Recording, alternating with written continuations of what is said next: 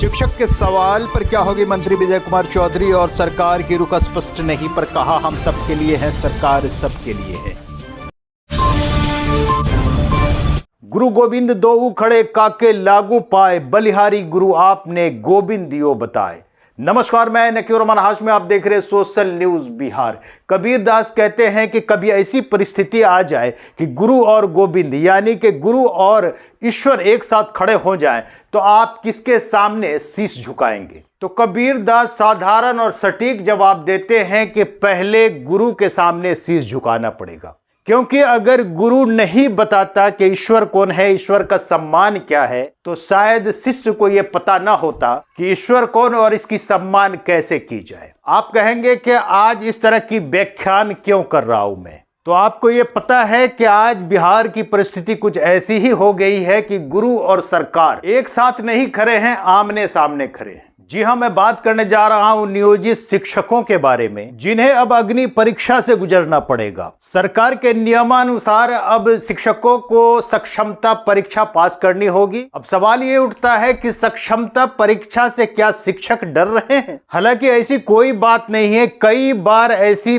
परीक्षाएं हो चुकी है शिक्षकों की, दर्जनों ट्रेनिंग हो चुकी है और दक्षता परीक्षा भी सरकार ले चुकी है। बावजूद इसके सरकार पुनः ऐसी परीक्षाएं लेकर सिर्फ राज्य कर्मी का दर्जा देने का काम कर रही है। अब सवाल उठता है कि यह कहां तक न्याय संगत है कि 16 साल 17 साल सेवा देने के बाद सरकार उसकी सक्षमता परीक्षा ले रही है। ये परीक्षाएं 4 टर्म में होंगी। अगर 3 टर्म में विद्यार्थी यानी कि शिक्षक पास हो गए तब तो उनकी खैर है, वरना सरकार विचार करेगी कि ऐसे शिक्षकों को क्या किया जाए। दूसरा, शिक्षकों का सवाल यह है कि कई प्रखंड, कई पंचायतों में मार्क्स बेसिस पर चयनित होने के बावजूद ऐच्छिक रूप से प्रखंड और पंचायत का चुनाव किया था, उसको लेकर अब ऊहापोह की स्थिति पैदा हो गई है। क्योंकि नए सक्षमता परीक्षा के बाद शिक्षक के पास 3 विकल्प होंगे, 3 जिला चुनने होंगे जहां के लिए उन्हें पोस्टिंग किया जाएगा। अब ये आपके भाग्य पर निर्भर करता है कि आपको कहां जगह मिलती। ऐसे कई सवाल हैं, ऐसे कई सवालात हैं जिसको लेकर शिक्षक आज आंदोलन करने को तैयार हैं, सरकार के सामने आ खड़े हुए।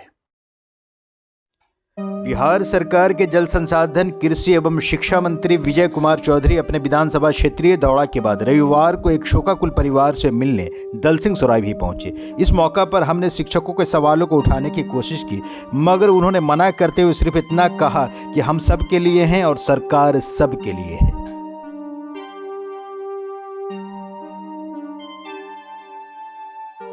उन्होंने कहा कि सरकार हर समस्या पर विचार करेगी और सही निर्णय लेगी। अब देखने वाली बात यह होगी कि आखिर सरकार के सामने खड़ी ये शिक्षक आंदोलन, सरकार से शिक्षकों की मांग पर सरकार कितना तवज्जो देती है और गुरुओं को सम्मानजनक हक मिलता भी है कि नहीं।